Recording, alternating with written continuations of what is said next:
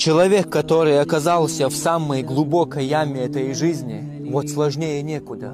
Терпение уже иссякает, нервы не вывозят, поддержки совсем не видно. Должен понимать одну простую мудрость.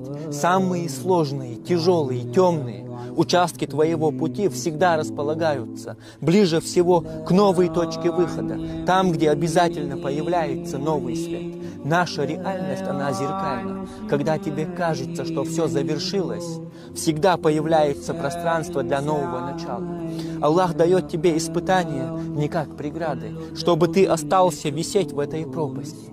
Он посредством твоих трудностей перенаправляет тебя в новые области жизни, куда бы ты сам никогда не рискнул шагнуть, открывая перед собой новые возможности и перспективы, которые без этого хаоса в твоей жизни остались бы тебе недоступными навсегда.